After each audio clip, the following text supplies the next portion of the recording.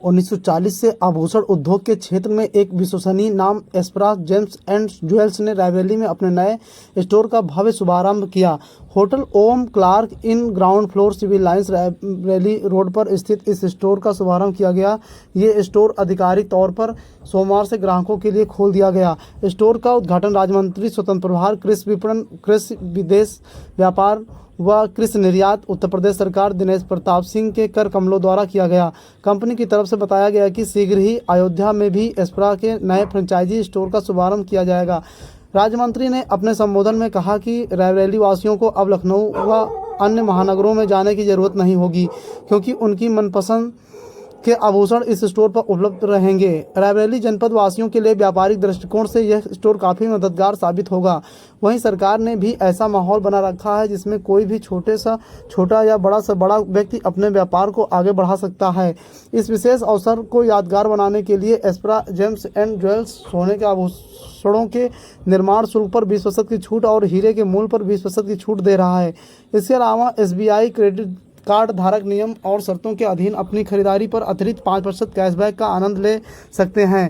Cashback का लाभ उठाने के लिए खरीदारी की न्यूनतम राशि 30,000 रुपये है और प्रति क्रेडिट कार्ड खाते पर अधिकतम कैशबैक 2,000 रुपये उपलब्ध है।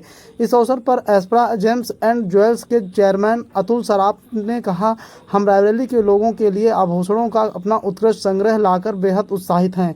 हमारा नया स्टोर हमारे ग्राहकों को उच्चतम गुणवत्ता वाले उत्पाद और सेवाएं प्रदान करने की हमारी प्रतिबद्धता का प्रमाण है।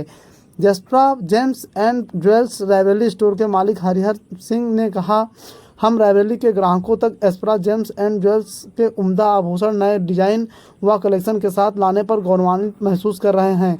हम अपने ग्राहकों का स्वागत करने और उनकी पसंद के अनुरूप आभूषणों का सही कलेक्शन ढूंढने में उनकी मदद करने के लिए तत्पर हैं। किस कार्यक्रम में आए हैं और क्या है इस कार्यक्रम के तहत क्या मैसेज देना चाह रहे हैं? हमारे सहयोगी साथी शुभचिंतक भाई हरिहर सिंह, जिनके साथ मैंने अपना बचपन गुजारा है, मुझे आज गर्व होता है, सौभाग्य है हमारा कि हमने उनके एक भव्य शोरूम का आज शुभारंभ करने का अवसर मिला है। ईश्वर से प्रार्थना करता हूं कि यह शोरूम हमारे हरिहर भाई के और उनके परिवार के लिए सम्मान का विषय और ऊंचाइयां पाने का रास्ता प्रशस्त करेगा, ऐसा मैं ईश्वर से प्रार्थना करता हूं। और ये भी सही है कि ऐसे वातावरण आज उत्तर प्रदेश का तैयार हो रहा है जिसमें भयमुक्त समाज की स्थापना करके उत्तर प्रदेश के यशस्वी मुख्यमंत्री जी ने उत्तर प्रदेश वासियों को कोई भी काम करने के लिए ऐसा वातावरण दिया है। तो उत्तर प्रदेश राज्य में कोई भी कैसा भी व्यवसाय कहीं भी कर सकता है। हमने देखा कि यह जो जिसका मैंने आज शुभारंभ किया है, ये शोरूम हमारे सिविल लाइंस इलाके में है, जहाँ की सोने चांदी के काम करने वाले जो रेगुलर दुकान हैं वो यहाँ पर नहीं है, लेकिन ऐसा वातावरण है कि यहाँ पर उन्होंने दिया। और मैं एस्परा के प्रबंधन को धन्यवाद देता हूँ कि उन्होंने रायबरेली के एक अच्छे छवि के व्यवसायी को चुना है।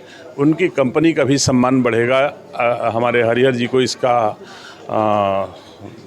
देने के लिए। मंत्री जी, देखा जाए लगातार देखा जाए मानसून का सत्र चल रहा है और रायबरेली की अगर बात की जाए तो कई घटनाएं रायबरेली में भी हो चुकी है, उसको लेकर क्या कहना चाहिए? जरूर, अगर रायबरेली में कोई घटनाएं हुई हैं, जानकारी तो मुझे हुई है, दुखद है वो, और मैं उनके परिजनों को अपनी संवेदनाएं देता हूं और कोशिश करूंगा कि ऐसी घटनाएं ना हो। प्रशासन से अभी मैं आज ही आया हूं, मुश्किल से 2 घंटे पहले मैं बाहर था अपने सरकार के कामकाज से।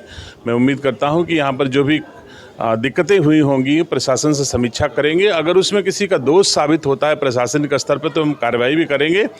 और मैं उम्मीद करता हूं कि ईश्वर उनको जो असहनीय पीड़ा हुई है, जिन लोगों के घरों में जनहानि हुई है, ईश्वर उनको ये पीड़ा सहने की शक्ति भी देगा। अमृत योजना के तहत जो देखा जाए कि उसमें कई चीजें जो है लापरवाही बरती जा रही है, जल भराव की स्थिति बन रही है, सड़कों पर लोग गुजर नहीं पा रहे हैं। हाँ, काम कैसे प्रगति हो, उसको लेकर क्या रूपरेखा तैयार होगी? जरूर।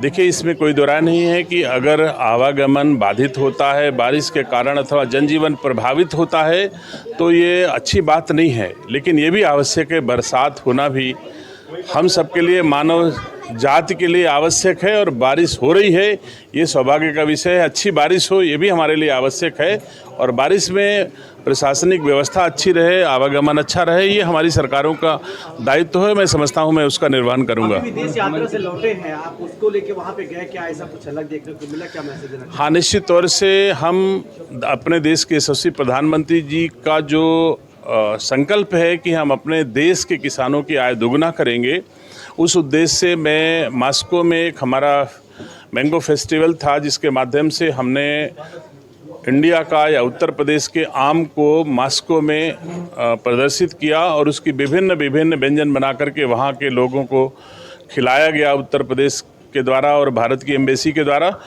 मैं समझता हूँ कि शायद ही पहली बार मास्को में इतना बड़ा आयोजन उत्तर प्रदेश सरकार के द्वारा किया गया है और मैं समझता हूँ दूसरे दिन से ही हमारे उत्तर प्रदेश के आम का एक्सपोर्ट बढ़ गया है। प्रत्येक जहाज़ पे जो वहाँ की स्पेशली रशियन जहाज़ है एरोफ्लोट, उससे हमारी कई शिफ्ट वहाँ रहते यहाँ से आम गया है किसानों को। तो मैं उम्मीद करता हूँ कि आम सहित और तमाम चीज़ें जो वहाँ पर कमियाँ हैं, वहाँ 7 महीने बर्फ़ रहती है तो वहाँ की भूमि में इतना कुछ उपजाऊ चीज़ें, इतना कुछ अच्छी उपज नहीं हो पाती हैं गेहूं के अलावा।